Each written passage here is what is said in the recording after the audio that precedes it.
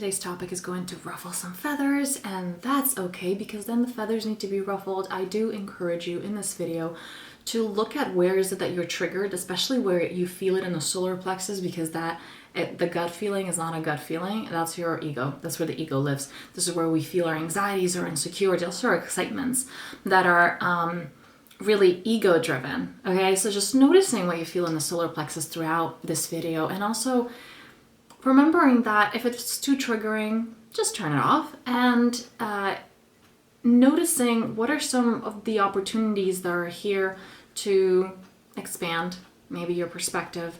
What are some of the ways in which you can incorporate this? Because really, whenever we're energetically triggered, there's an energy charge, right? Let's say you meet a person, you're either really attracted to them or really repulsed by them. There's something there. Okay, there's an energetic charge. There's some work to be done around that. So just welcoming it in and not overdoing it, not pulling a muscle, just stretching it, but also being gentle with yourself with this. Yeah, so just take in what you need and leave the rest. So let us begin by taking a deep inhale in, because this is a sensitive topic. I'm about to address and explain something very deep, very, like I said, could be triggering for many people. I've had talks about this, and people tend to resist this because it's so uncomfortable, because we don't want to admit this. But either you own it or it owns you. And that's the thing, when we're energetically charged, when there's a trigger, it owns us. Because if there was no fear, if there was nothing within us, there was no button to be pressed, the button wouldn't be pressed, right? If there was no button. So whenever we're getting triggered, because there is something unhealed within us, and that is the invitation. So my question to you is, if your partner tomorrow would say they don't love you anymore, they don't want to be with you, if your children said they want to have nothing to do with you, if your supervisor, your boss, someone that, in your occupation would say that you are the worst at what you're doing, and this is just embarrassing, would you feel devastated? Would you break down? And now, in this video, I want to be clear, a disclaimer, I'm not taking away the human part of the experience.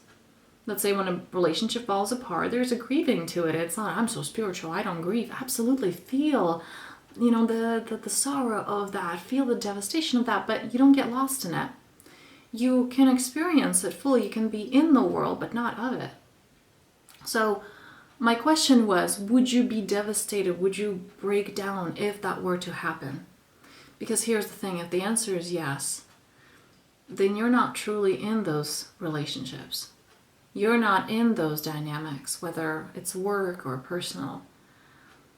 Because when we are attached to it, when our identity relies on it, then we're not truly there.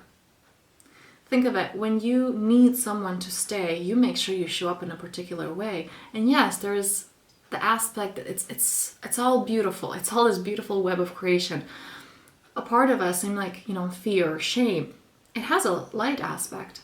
It gets us to be better, right? Shame allows us to function in society. Something's like, okay, that's not okay. Or I shouldn't do that, right? And there are light aspects to it, but when it owns us, that becomes a problem. When we don't know how to hold those emotions, they own us.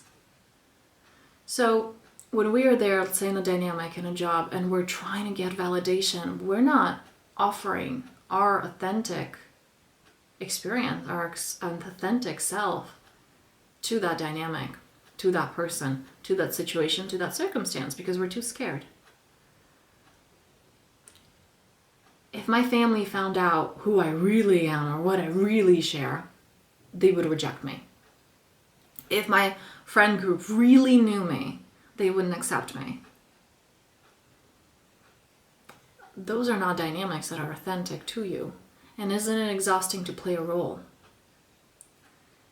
And we're keeping people at, an arm's length, because deep down, and we all have that. You're not unique in this. We all have that. I work with my own inner critic. So much of us, every single person has this in some aspect. This innate, the way I am is not enough. And if they knew, nobody would love me.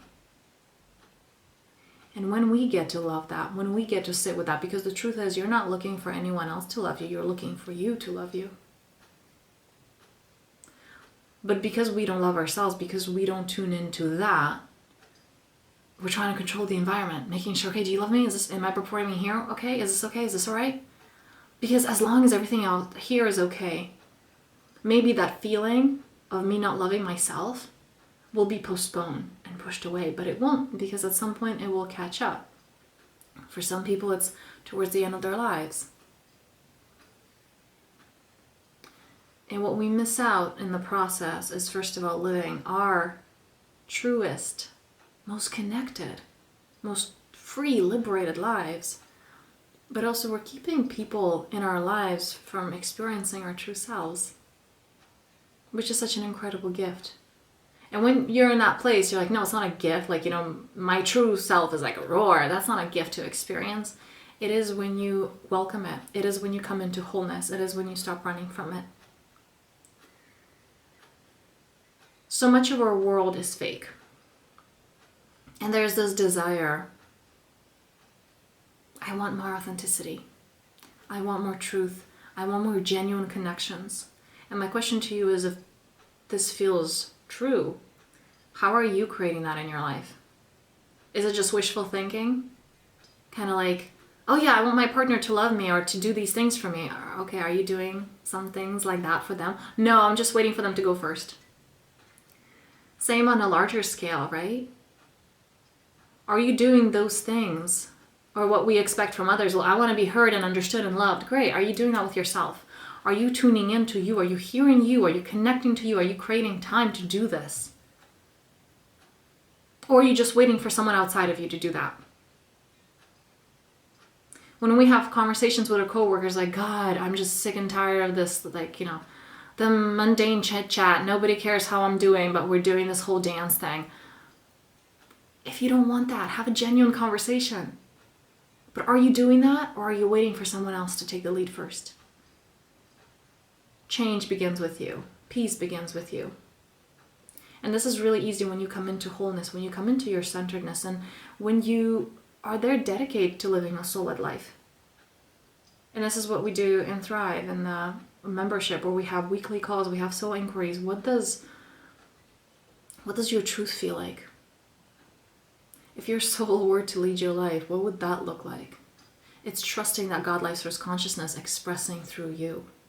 And sometimes it's scary because it's the next level of vulnerability, of authenticity, of power. It's that next best level of our lives. And it's like, well, I'm not ready for that. That's scary. Like, I think I want it on a mind level. But really, when it comes to taking that action step, I'm scared of that. And what we do there is, I'm holding your hand as you're doing that. And we've had just, incredible breakthroughs. I can't even, just people going to the next level within like a few months. Because this is what happens when you commit to living your truth. Committing to living a life of more connection, of less fakeness, of more freedom, of less creating a prison for yourself in your own mind, of less running. Because you came here to be powerful. Because that is your essence. And any of us that have had a deep meditative experience, or maybe we're just deeply present with a loved one or a pet or something in nature, have felt that. Like, oh my God, I'm invincible. Like, this moment is everything. You can live this way. You're actually meant to live this way. And check out the description below if you want consistent support with this and accountability.